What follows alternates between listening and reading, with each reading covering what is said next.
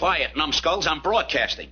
It's time for another episode of All Politics Are Local with your host, Barry D.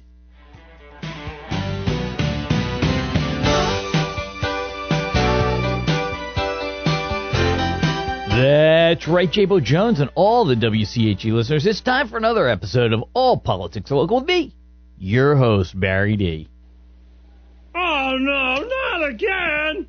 Well, there's another happy fan. I am located and broadcasting live from the 17th floor of the WCHE studios at 105 West Gay Street in Westchester. That's a mere 13 miles from Triple Fresh Market in East Fallowfield, which is just south of Coatesville on Route 82. The oldest grocery store in the country. Family-owned since 1818. They are not just a small corner grocery store. Triple Fresh offers chef-prepared take-home foods, organic groceries, gourmet cheese, and many local specialties. Also the best cheesesteaks, hoagies, and made-to-order breakfast in the county. Doe Run County provides a delicious chef-made menu available for in-store pickup, delivery, and full catering service for any size event that fits the budget. Check out triplefresh.net to book your next event and come out and see this historical landmark. Just a short drive to western Chester County. Just another shameless plug for one of the neighboring businesses. At the boards to my left, I have Eric Clambauer, the production engineering genius here at WCHE. When I'm having a bad day, he does everything in his power to make it worse. Wow. And now a quick update on Eric and my boy band Terminal Mistake. It's coming along pretty well. We've written some music together, and most of the people that have heard our latest work say it sounds somewhat better than a swinging a cat by a tail, so that's good, right? I don't think so. Yeah, well, sorry about that, Mr. AI guy.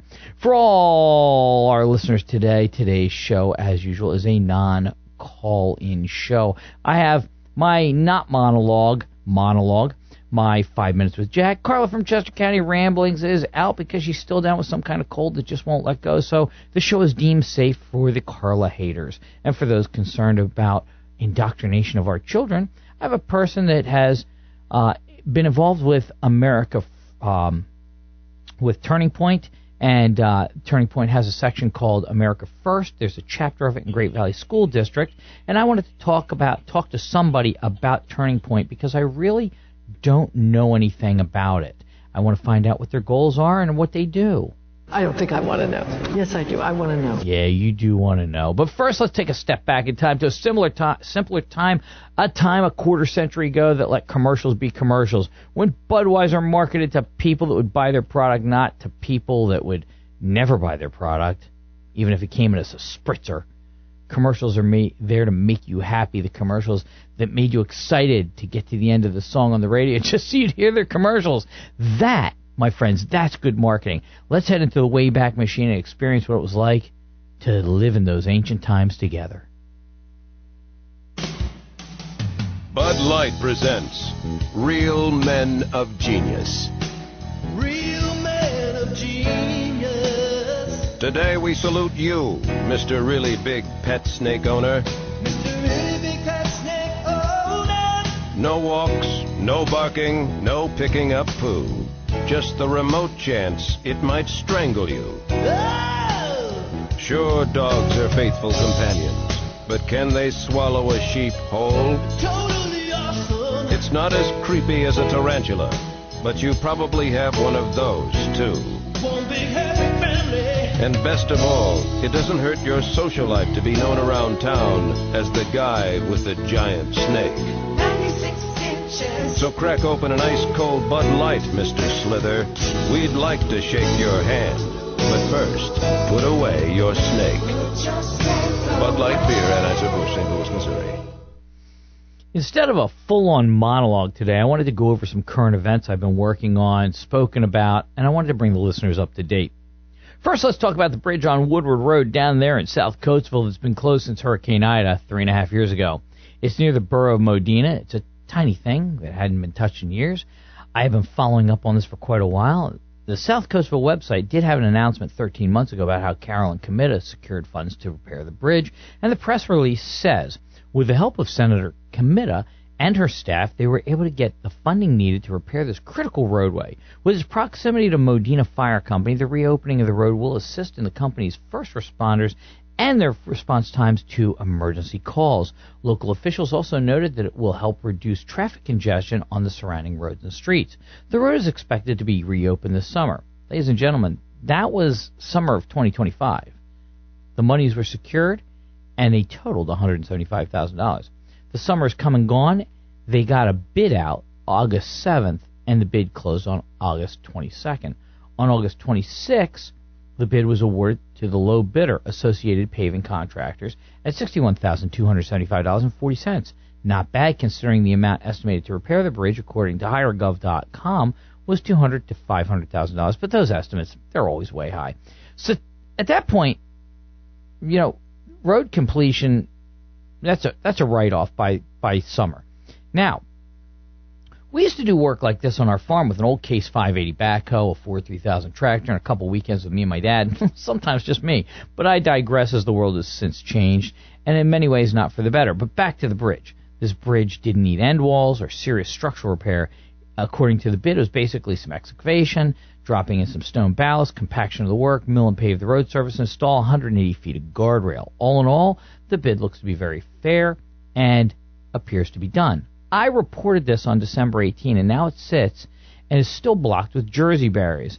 And why don't they use those things to keep us from going to New Jersey? That would be for our own good. Ain't nobody got time for that. That's right. So I emailed South Coatesville's administration multiple times, never gotten a response. I've called South Coatesville, left messages, never gotten a response. I'm guessing that everyone in the administration is either dead or had their opposable thumbs cut off so they can't pick up a phone and call me back or email me. But you can even do that with just your four fingers. Just punch the buttons, for God's sake. I guess it's just because why would you want to let the public know what's going on, right? Moving on, I went to the East Fallowfield Township meeting the other night. They have their own bridge problems, and I've spoken about that before. There's a bit more complicated. Running next to the west branch of the Brandywine, the erosion from storm damage has collapsed part of the road, reducing it to one lane. And it only got worse from erosion until the township finally shut down the road, even to pedestrians. This job entails the EPA, all sorts of environmental studies, easements on private property, and get this, a rerouting of the actual waterway. That's right, they're going to move the stream. Additionally, the damage to the actual bridge is serious.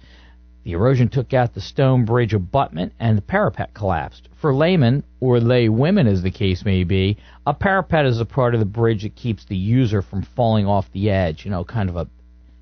Goes up the side instead of horizontal, it's vertical. This is a full rebuild of the bridge that is probably $1 million job, maybe even more.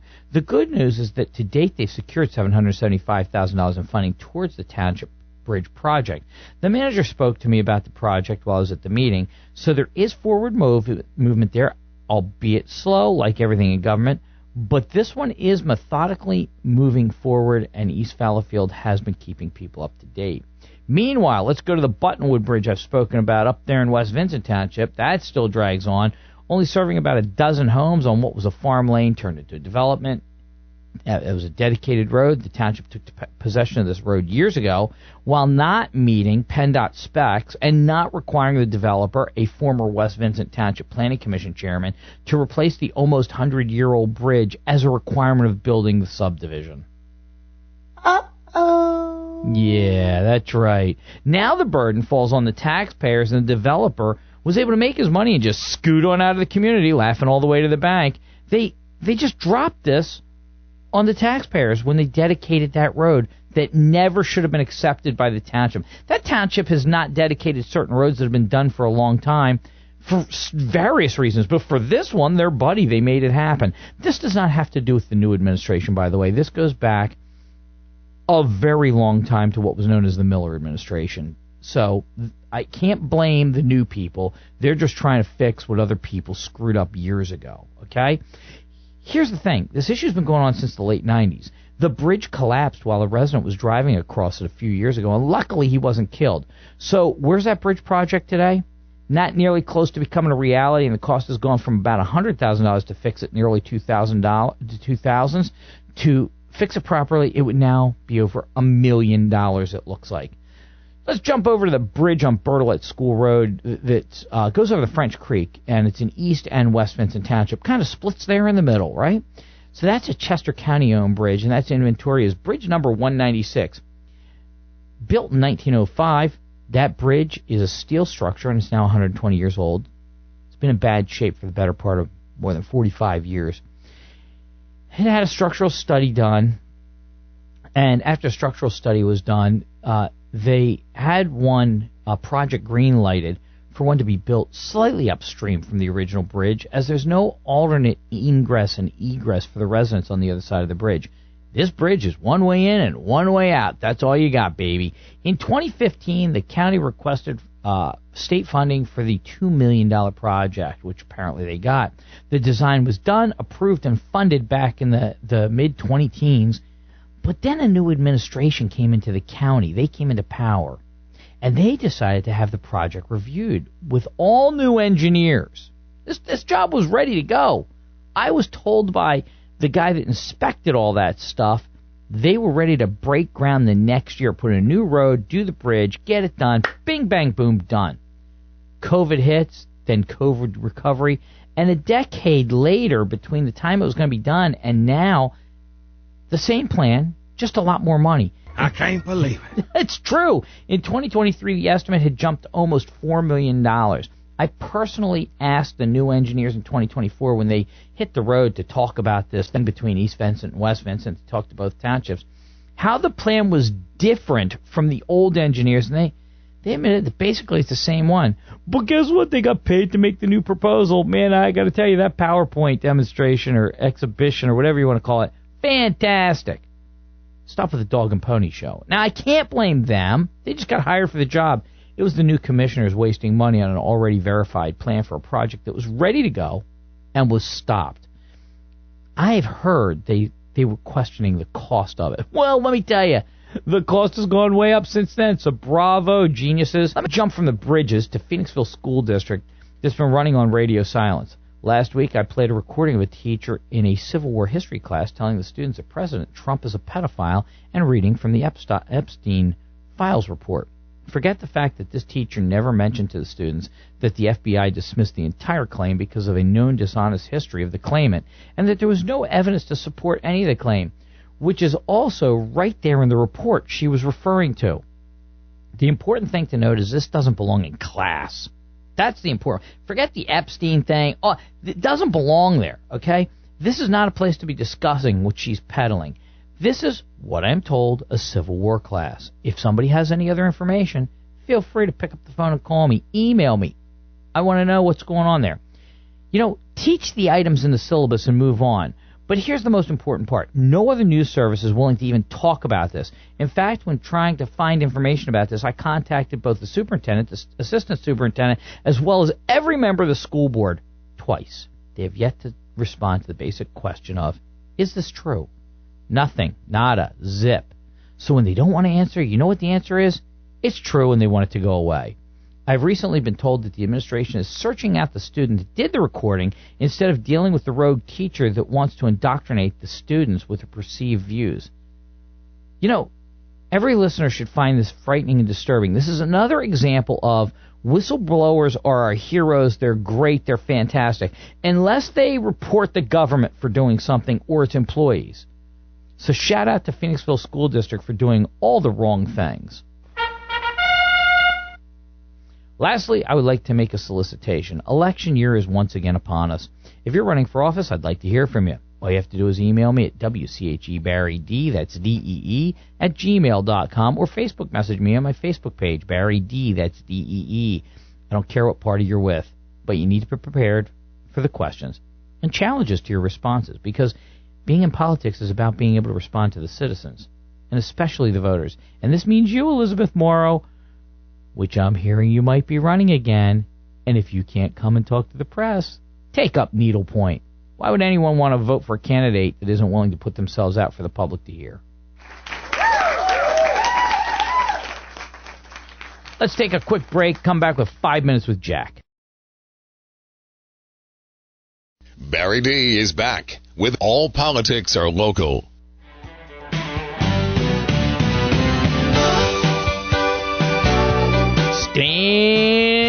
Jack. It's time for 5 Minutes with Jack.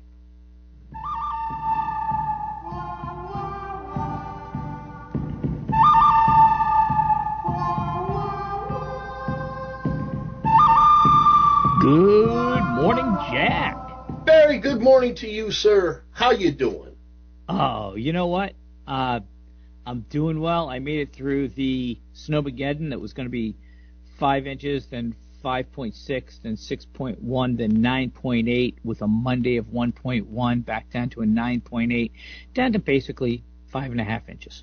Yeah, well, it is a moving target because you know as well as I do and everybody else knows that we have certainly gotten so much better at predicting snowfall here in the Northeast. We're tip-top shelf. We got Doppler, we got 3D, we got radar, we got everything. I think I received a notice on my iPhone that told me it was snowing yesterday, and there was no snow. Well, here's the thing about that. In their defense, because you know I have a meteorology background, in their defense, it was snowing. It just wasn't hitting the ground. It was snowing up above us, and then as the temperatures dropped, it made it down to the ground. That was snow up above that was turning to rain as it came down. And every once in a while, you'd see a flake that made it. He was like the one guy who was like, ha ha, I made it to the ground. Oh, I'm melted. So there's a difference between aerial snow and then land snow. Two different measurements. But the radar only hits it as snow because that's what it sees up there, right? So it hits it as snow. And, of course, we also have satellite now that the echoes are snow because it's reading it in the snow clouds itself. And then the other thing was, while we out here only got, say, humans in Chester County, we got 5 to 6 inches. As you moved east, it got more. Eric Clambera reported 9 down in Springfield. My sister out in Lidditz only got about 2 inches. Yeah, and so and Jersey, I think, got hammered. Well, you know, Barry, I'm not sure if you heard, but the Democratic Socialist mayor of New York decided to solve the problem of the Snowmageddon that fell upon New York City by hiring the general populace to come and shovel snow. I saw that. Now, there was a few requirements to it, and that's really made the news lately here because the problem of having ID for voting. So he really seemed to take a lot of heat, didn't he? Oh, he certainly did. It was simple, Barry. The requirements were fairly simple. As long as you were above the age of 18 and you showed up with two small 1x5 inch square photos. Oh, well, that's easy. You go right to CVS. You can get them. Piece of cake. Give them. It's like, I don't know, $10 or something. Yeah. And then of course you'd need 2 original forms of ID. Wait, what? 2 original forms of ID. Like what's an original form of ID? Like didn't clarify. I'm assuming that would be a driver's license or an ID card. Okay. And then you'd have to have copies of those. You got to supply the copies like from a photocopier. Yeah. There you go. You would think they just scanned them when you went in to apply for the job. I wonder if you could put both on a single copy. Maybe, and save paper or something like that. And then, of course, the last thing you would need would be your Social Security card. Okay, yeah. All these are things that you don't actually need when you go to vote, right? Oh, no, Barry. The requirement for voting in New York is quite simple. First-time voters are required to bring one of 3 documents. They can either bring a driver's license number, a non-driver's ID number, or have the last 4 digits of your Social Security number. And if you fail to bring any of those, you could then vote via affidavit ballot. You know, Jack, you said documents, but that's not really a document if you just provide a number. That's exactly right. That's a number to a document. So you're saying it's more difficult, as I heard, to shovel snow and make a few shekels in New York City than it is to change the government. Barry, I take issue with the term few shekels. They're paying $19 an hour for their effort. But, of course, if you work over 40 hours, you jump from $19 an hour to $28 an hour. Well, that's persuasive. Shoveling for 40 hours. So let me get this right. If you shovel for 8 hours, that's after your 5th day of shoveling. So The chances of you shoveling after 5 days there, unless it was really a crazy thing, is damn near impossible. Or if you shoveled, say, 2 shifts and you did 16 hours of this, 16 hours, so you from sunrise through sunset, if you started 6:30 in the morning and went to midnight, midnight, and did that for 3 days, you'd finally get to 40 hours. Who does that? Well, not only that, who's monitoring these people? Who's monitoring the shovel? Yeah, I shoveled, man. The same people. I shoveled for 120 hours this week, man. Apparently, it's voter services people are monitoring them. It's very stringent, very stringent. See, that's unbelievable. And, I'm amazed that they don't see the hypocrisy. Well, I guess, no, they don't really. Mondanimi doesn't care about something like that. That's not the point of it. The point of it is there is no point. I think that's where I'm going with that. It's for this, it'll work out just fine. And a friend of mine used to call that situational morality. And I think that falls under that, right? I think it's important that we protect the people from somebody with a snow shovel. Well, yeah. And not only that, certainly lower the bar for performing your civic duty. You're not getting paid to vote, but right. It certainly affects your pocketbook on how you vote. Exactly. I'm amazed at this. It's funny because in Pennsylvania, as I learned from you actually, but in Pennsylvania, because I'm involved with the DMV, that many years ago, they stopped the ability of out-of-state drivers getting Pennsylvania driver's licenses. If you're a Pennsylvania resident, you only got a Pennsylvania license. That was it. You paid your taxes here. That was fine. And then you shocked me with the out-of-state illegal people driving trucks, killing people, having Pennsylvania driver's licenses, something none of us knew about that work with PennDOT. That's correct, and that was the nomenclature that the government used was non-domiciled commercial driver's license. The massive loophole, which I did find out, Barry, that has been halted by Mr. Sean Duffy. They're not allowing that anymore. So it was Sean Duffy, the head of the Department of Transportation, and not Governor Shapiro that did this? That's correct. He actually threatened the states that if you do not comply and stop this loophole, we will halt funds going to your state. This kind of reminds me of a traffic light, right? They don't put up a traffic light until enough people get killed. How do you measure this? I mean, look, this is the same thing, right? How do you... Okay, well, we're going to fix voting as soon as enough people are killed, or, we find enough illegal voting, of which there's still people out there that tell me all the time on the internet there is no illegal voting going on. That would be an insane statement to make, because the number certainly isn't zero. You gotta say, though, Mondami is protecting people from people who shovel snow. So he is. That is. He's doing a good job in that regard. Like I said, ill-conceived ideas. I'd like to know what the effectiveness was with getting this massive. It's not certainly volunteer. It's a paid position for a certain period of time somewhere near 40 hours, I guess. I don't know. The ground was warm, so it didn't really stick. In fact, when I was out plowing snow, I had to be very careful because on gravel driveways, including my own, you had to be very careful or else you would peel it up. And so the ground up in New York City was probably very warm yet from the long spat of warm temperatures we had. We had 5 or 6 days where it didn't go below freezing, at least down here, and I think up there it was close to the same thing. So, and it's naturally warmer because it's a city, so I'm sure it scraped to the ground pretty easy because it was a water barrier at that point. You and I have been into these big cities where they have snowfall. It's not about shoveling. It's where do you put the snow? You moving it from the street to the sidewalk, from the sidewalk to the street? It's the removal. Because, Barry, anyone can move snow.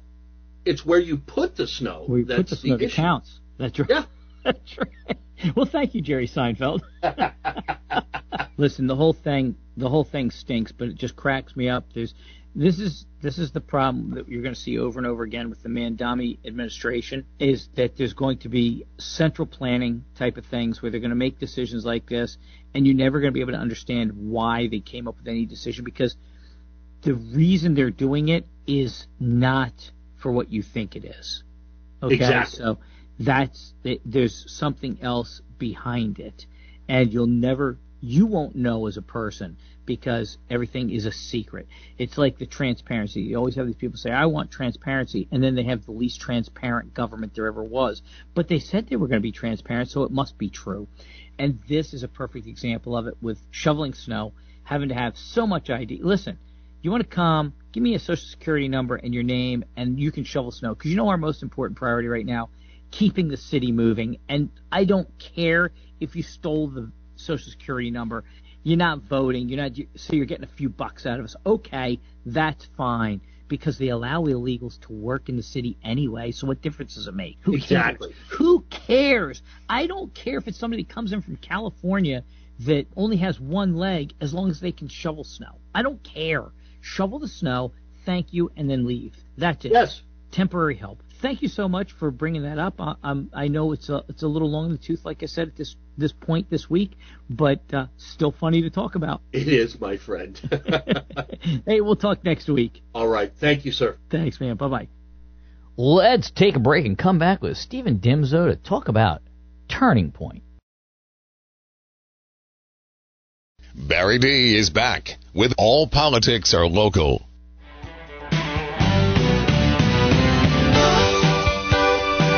I am back. Thanks for sticking around. Look, I have to admit, rather sheepishly, I don't know a lot about Turning Point. I like to watch Charlie Kirk change my mind videos. You know, he has that whole thing, blah, blah, blah, blah, change my mind. I was always fascinated by that. They were great. They were educational. And it showed how much people didn't know the facts about certain things. So then, and I knew not a lot about Charlie Kirk other than that stuff. I just watched these things on YouTube Reels and things like that.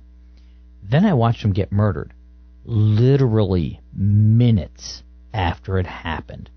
The full, unedited video. I was shocked.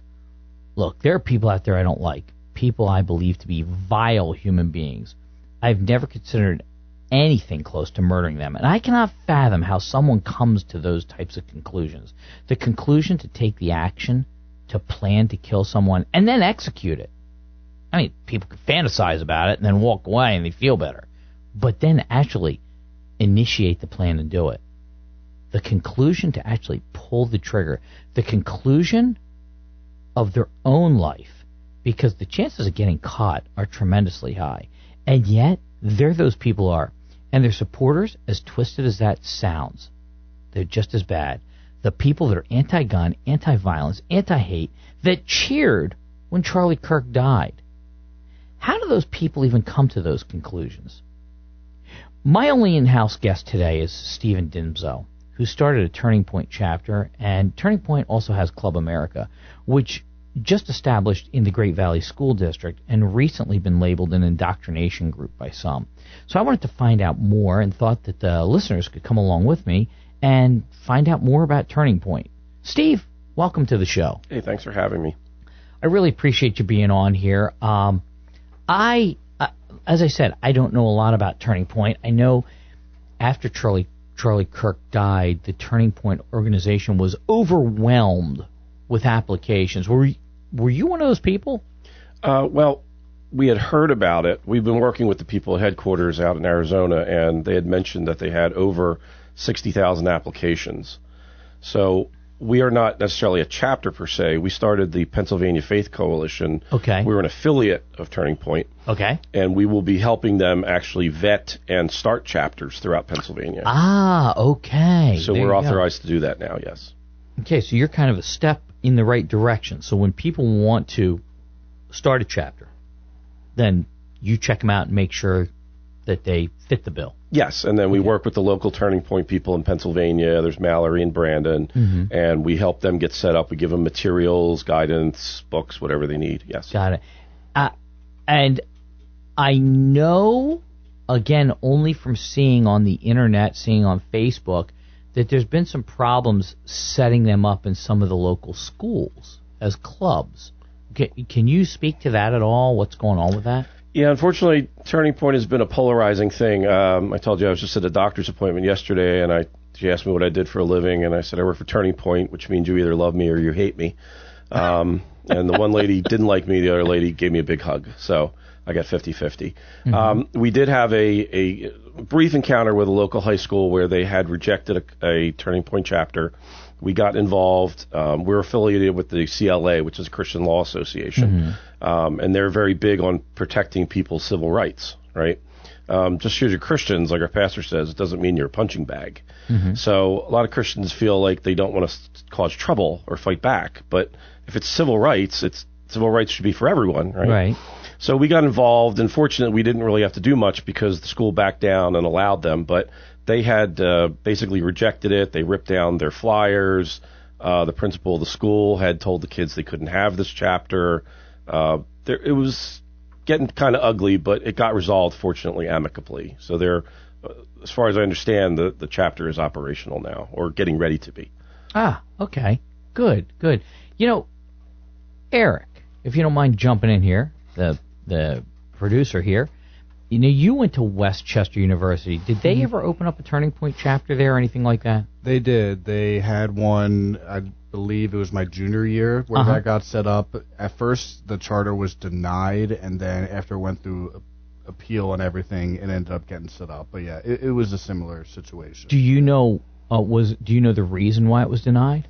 I don't know offhand. I'm sure, as your guest pointed out, just some of the controversies, I guess. But yeah, I know it took a little bit for it to finally get on campus. But yeah, it is, and I believe it's still a thing on Westchester's campus. Yeah. Oh, okay. So tell me about Turning Point. What is their mission statement? What is it that they do? Well, it's primarily Christian, right? But not militant Christian, right? We're not Anita Bryant. Anita Bryant. A day without sunshine is like a day without Anita Bryant. Yeah, there's a reference for everybody from the 60s. Everybody's like, who's Anita Bryant? Yeah, right. Google it. What did she have? She had something about gays, something like... Yeah, she really did. It was I know what it was. It wasn't Adam and Bruce. It was Adam and Eve talking about gays. That really got her in hot water back then. Yeah. Even then, it was really controversial. Yeah. I don't necessarily agree with that stance, but that's a long story. But obviously, there's politics involved, and I'm very well supported by the pastors of the church that I go to. They love what we're doing here, but they try to, because we're a 501c3, you got to be careful, right? You can't start endorsing candidates and things. Sure. But it's pretty one-sided at this point when you see what's going on. So I always tell people when I do public speaking, it's kind of hard to separate politics and religion anymore. Essentially impossible sometimes. That's very true, and it's really gotten bad because it's just gotten bad. It's just gotten bad overall. I mean, with that type of thing, it's they get melded together, and then certain people want it at certain times, and then don't want it at certain times. But it's just there. The politics is in the religion, and there are people that also have religion into the politics. That's just how it works. Yes. So, and I find it interesting that there are groups out there that are very upset if any religion is brought into politics. But then I've seen pastors push candidates from the pulpit, the very same group of people that yells that if you bring politics into the church. And here's the funny thing. The IRS never does anything about that when it's a singular group, when it's a certain group leaning in politics. And I'm one of these guys who just say all for one and one for all. If you're going to do that, that's the way it is. Lois Lerner, it was proven that she held groups out from becoming 501c3s, but only if they had particular political leanings. The other ones, it was fine. But, certain people were out. And Lois Lerner cried later on that she just couldn't even get a job. Well, I'm sorry. Yeah. I don't know what to tell you. That's your making, not mine. I didn't do this to you. You did this to you. So, very, very frustrating to me, and I hate to see that type of thing. Now, as I said, I've seen the term indoctrination when it comes to Turning Point, specifically this Team USA thing, and I don't know if you're really familiar with that. Are you familiar with that at all? The Team USA thing that they're doing down in in Great Valley School. Do you know anything about that? Yeah, one of the people that works in our group, we have about 23 people in organizations right now, and we've only been doing this about 4 months, but one of our guys, Bruce, he's very integral with that, so he handles the high schools and starting chapters there and all that kind of stuff. I don't really get involved with it. Okay. I'm trying to look up, there was a poster here I wanted to find that talks about what they do, and I think this was part of what was considered the indoctrination. It was a red, white, and blue poster, and God forbid. I'm not finding it now. This is very frustrating. But it had a thing about they were looking for people that they wanted to train to be the next leaders of the country, or the next leaders or something like that, and that they would be, what was the words? They would learn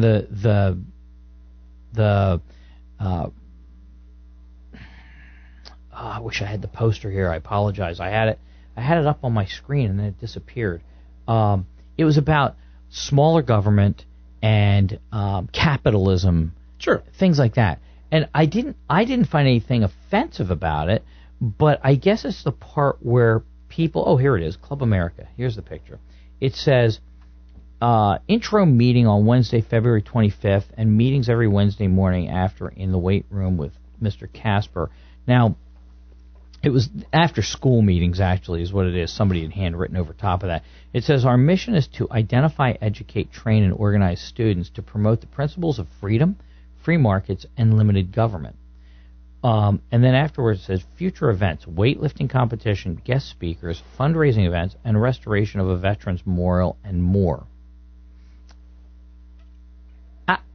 There doesn't seem to be anything covert about that, and I guess I don't understand it. But I guess you could call it indoctrination, right? I mean, because you're introducing somebody to perhaps like a way of life. Well, let's look at how do you define indoctrination, right? So we got DEI, diversity, equity, inclusion for everyone, until we disagree with you, and then God help you, right? So you can... Right, well then they force you to yes. go along with the belief system. So it's not indoctrination, for example, for in the Midwest where they have Muslim and Islamic representatives in high schools now giving out pamphlets and giving classes to students and giving introductions after class. That's not introduction. But if you go into a high school and you say, hey, let's look at the founding principles that this country was based on, free market, capitalism, small government, freedom of speech. Today, those are curse words, right? So when you say, what was Turning Point based on, Turning Point and our group, Pennsylvania Faith Coalition, and our parent company, we're based under Capstone Legacy Foundation, which is Nancy Hansen. She was the co-founder of Turning Point. We believe in those principles, right? We want students to be raised and taught fairly that these things work. And there is a truth. There is another truth that you're not being told by the leftist media. And look at everything before you make a decision. Use critical thinking. Use the brain that God gave you. Don't just follow all this propaganda that's been crammed down people's throats. And just real quick, Dr. Drew Pinsky did a series of videos about this where it's brainwashing. And you have these teachers, leftist media, that they pound into these kids' heads that, Nazis and fascism and threat to democracy. How many times did they say substantial threat to democracy, right? Oh, I hear it all the time because I watch all the different channels. Yeah, so do I. And so I hear, and I notice different news channels leave out specific things because that's they're preaching to their choir, right? So you have to listen to all of it. Then you have to go down. You have to watch these things. But I find certain things get left out. I'm a person that always says that the whole truth is the truth. Anything less, a half truth is a lie. Because if you're leaving things out, people can't make those decisions. But it's interesting you said critical thinking, right? That's where critical thinking comes in. I don't see that getting taught in the schools anymore. It's like they just want worker bees and just listen to what we tell you. And like they want to build drones, it seems like in school. Drones, exactly. That's socialism. That's exactly what socialism and communism is based upon. Yeah. Drones. Do you just it's like they want a working class. Right. That's it. Even if they're going to school for engineering or whatever else, but you follow this. This is how we want you. You're an engineer now, but this is what we want you to do. And you still need to believe in this, whatever it is. And I've seen a lot of that turn around. You know what? Let's take a break real quick. We're coming up on a hard break, so let's just do it right now, and we'll come back with Steve Dimzo. Barry D is back with All Politics Are Local.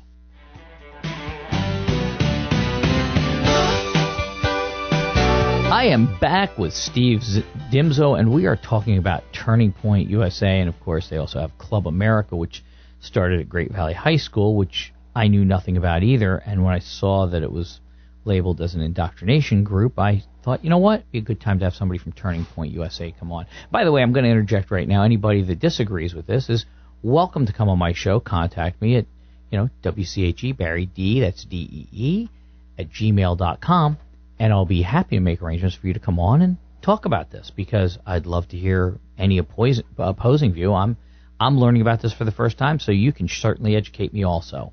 That invitation being said, let's go back to Steve Dimzo. So, Steve, I guess with what you're saying, everything is indoctrination, right? Parents, everything, except for if somebody followed a syllabus in school other than math, because math is just numbers, right? So you can't really indoctrinate. Like, you're in geometry, well, A equals this. Okay, well, if it doesn't equal that, your calculation is not going to come out. But anything else, English, maybe that, unless they start teaching you slang terms, it becomes an indoctrination. But if you're teaching proper English, it's not an issue. But anything else, you get into history. History is written by the victor. There's got to be an indoctrination there, right? Always. So, it was always written by the victor, but now they are rewriting history. So now you have another situation. It's an indoctrination, because there's certain people and they go, no, this is wrong, let's do this. So I don't know if the victor actually is writing it anymore. Look, indoctrination was, I pledge allegiance to the flag, the United States of America, one nation under God. That was an indoctrination. It was about patriotism, about, putting that into your brain, the seed in there from the time you were in kindergarten. That's an indoctrination. It's a patriotism, a love for your country. I don't think that's a bad thing. I think if you live in a country, you should love the country. If you don't like the country, you should figure out where you want to go that you like better, if you can possibly get to it. Whatever. But I think that every day is indoctrination. TV commercials are an indoctrination. 100%. Okay? So that being said, I guess maybe this could be considered indoctrination, but it's a voluntary one. People come in, they go, I don't like what you're selling, I'm leaving. The teacher in Phoenixville, her indoctrination took place in the school, during school time. What are you going to do, argue with her? All of a sudden you're going to find out you're starting to get worse grades. You start getting picked on in class. That doesn't really work for me. So let's talk about Turning Point and go from there. Talk about the group you're with and all that type of thing. Okay, thank you. So we formed the Pennsylvania Faith Coalition about 6 months ago, because we noticed that there wasn't a huge presence for Turning Point in Pennsylvania. Mm-hmm. And the more people that I talked to and interviewed, they're like, no, I don't really know anybody who does that. So through a series of connections, we got to headquarters, and like I said, we became associated with Capstone Legacy Foundation. That's Nancy Hansen. She co-founded Turning Point with Charlie Kirk when he was 18. Mm-hmm. And I met with her recently, and she said, I took him down to Mar-a-Lago to meet with Donald. We raised $3 million for him. Mm-hmm. I was like, oh, yeah, I went to Burger King and got a Whopper. Yeah. I took him to meet Donald. And she told us funny stories about Ronald Reagan. He was really funny. So incredibly connected woman. Mm-hmm. So great ally, and she loves us. So we founded this group, and our website obviously is pafaithcoalition.com if anybody wants to visit that. So the idea is that we just want to stand up for the truth, right? There's all this crazy stuff going on right now, and a lot of it's one-sided.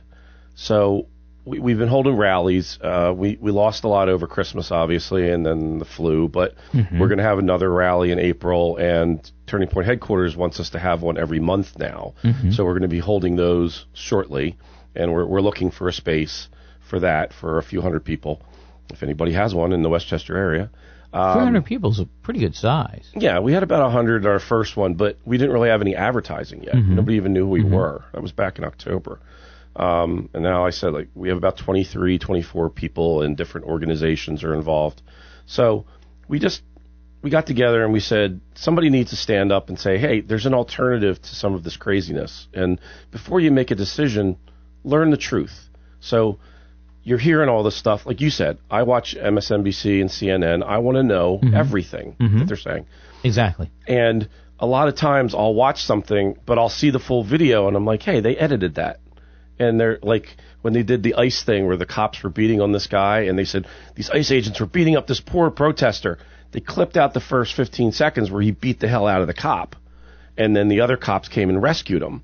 It's like, why clip that out? Why not just show the whole story and let people decide for themselves, right? Rodney King made a lot of money off of that. Yes. Because they didn't show the beginning where he came after him. Yes. And they told him to just stop, and he came at him, and then they had to take him down.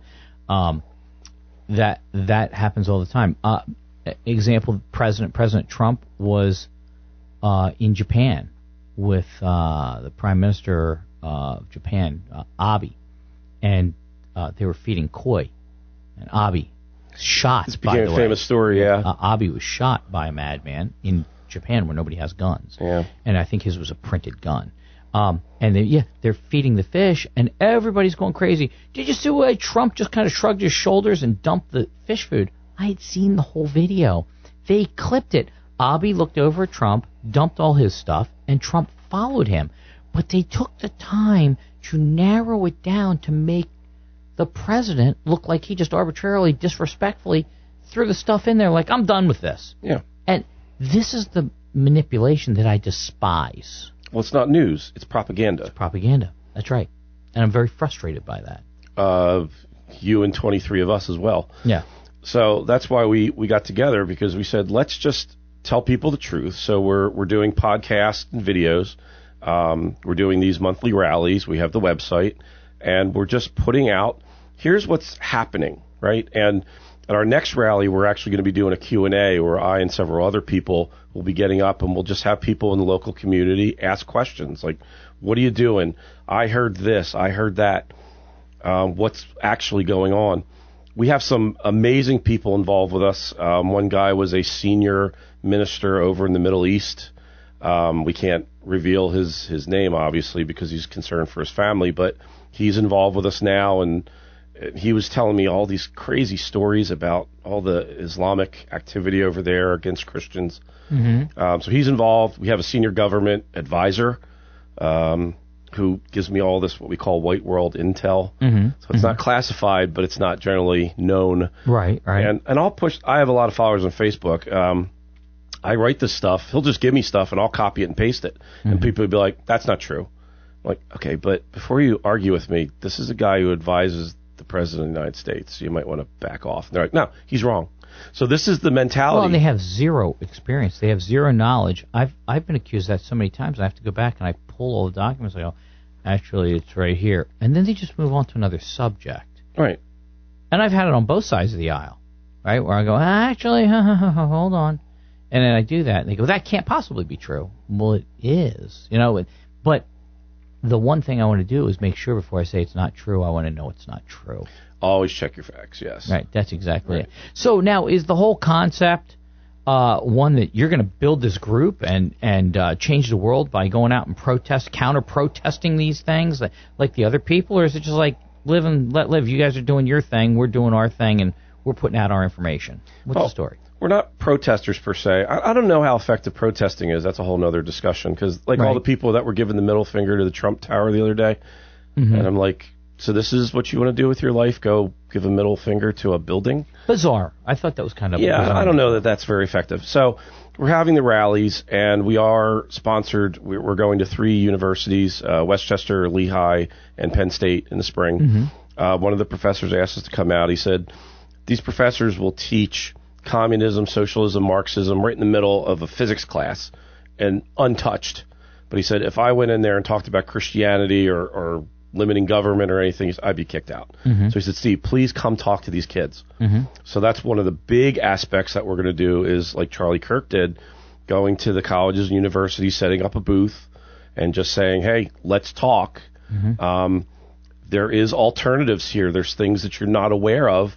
You're 19 years old. You don't know everything. Right. So stop for a second, take a breath, and maybe there's another truth that you haven't seen yet. Here's some empirical data. Here's charts, graphs, surveys, whatever, and we're going to give people material to go home with or have QR codes. When I started with these guys, they said, what are you going to do differently than Charlie? And I said, well, I have a college degree. I have a bachelor's in engineering, so the kids can't bust my chops about that, fortunately, because they'd always get them. That was the only thing they could ever lean on. Do you have a college degree? Right? And I always wanted them to say, what grade are you in? I'm a sophomore. You don't have a college degree either. Right. Oh, bang, right? You never used that line. But we're going to be set up 2 big monitors, and we're going to have all kinds of memes and graphs and charts so people can see it, but also QR codes so they can scan it and take information back with them. So when you're by yourself and there's nobody to argue with, right, and you can just look at the empirical data and say, oh, I don't like these guys, but they got a point here. Maybe they're on to something. Right. So that's our goal, is to just try to re-educate people and show them there is other truths out there. And before you set your life on a path, maybe make sure it's the right one. I have very limited time now. I did want to say that, Steve, your background, you told me while we were sitting here before the show, your background was you did, 10 years you worked in Hollywood? 12 years. 12 years. Yeah. And you were showing me some models of different things you built, because you did work in that industry, making props and things like that, and you did voice work and things like that yes, also. I did. So you came out of an interesting place, a very interesting place, the Charlie Weinstein, the whole bit. So God bless you for that. Real quick, less than 30 seconds, give contact information if people want to get a hold of you. Yeah, the best place would be to go to our website, which is www.pafaithcoalition.com, and there's an icon on there to contact us, and we have an administrator, Ann, and she handles all that. And if anybody has any questions or they want to reach out to us, if they need help with anything related to this kind of material, not how to fix your 67 Chevy, obviously, please give us a call or contact there, and we would be happy to return you information. Outstanding. Well, listen, it's time. I have to wrap up the show. I can't believe it. No, it's true. Hold it. Wait. You know what? They were busy. They were in the bathroom at the time. I'd like to thank Stephen Dismo for coming on and give us an explanation of what Turning Point Group is. I hope people have more information on that, whether you like it or not. If you've got a counterpoint to that, again, contact me. I'll get you on the show. We can talk about your counterpoint. Also, thanks so much to Eric Clambera, my producer here at All Politics Are Local. His schedule's a little off this week due to a snow day. He worked from home doing Facebook feeds and running the music. So today it feels a bit like Thursday to him. So please don't tell him, because the station might be able to squeak another day out of work from him on the same salary. Eric and I are on the morning show together from 7 till 10 a.m. on Mondays and Wednesdays. Tune in here to see what's going on in the news and join the conversation by calling in, because your hands ain't broke. We make it so easy, even someone from Quarryville can do it. You know, if you're smart enough to dial in on WCHE and listen to my show, you need to tell your friends about us. If you want to know what's going on around the county, hang out with us. And while you're at it, support those that sponsor WCHE. They have a vested interest in the community and serving you. They provide local jobs, and besides, you need stuff. Quit buying every last thing you can from Amazon. And if you like my show, take the time to write a nice note to WCHE at WCHE1520.com. And for those of you that think I give you anxiety, if you think I do that, or if it really happens, you know what that means? You can't handle the truth! That's right. And as always, my weekly acknowledgement to the great Donna Saul, general manager and pretty darn nice lady here at WCHE. She is also the complaint department, so I keep her busy. But you know what my Iowa radio host friend says, Danny Campbell? He says, if you ain't making waves, you ain't paddling. You are one pathetic loser. I am. Be sure to like and follow the WCHE Facebook page where you can keep up on what's happening around the town and the county. Been getting busy. The snowstorm last week, we had one post that got over 27,000 views. You can see my updates. Yeah, right? You can see my updates and videos on both my Facebook page, which is WCHE All Politics Are Local with Barry D., and my YouTube channel, All Politics Are Local with Barry D. Today's intro and outro music comes from 1982 from that TV show theme song duo of Post and Carpenter, that hit-making team, and the song was themed from Magnum P.I., which hit number 25 on the Billboard Hot 100. That was a 3-minute and 25-second version of the theme song from the show of the same name. And the final advice of the day, we hire people for one of two reasons. One, we aren't qualified to do the job, or two, we don't want to do the job. Either way, that doesn't mean the professional you're hiring knows what they're doing. They may be getting paid and learning on your job, so make sure you ask the right questions before you hire anyone. I'm Barry D. for All Politics Are Local. Thanks for listening.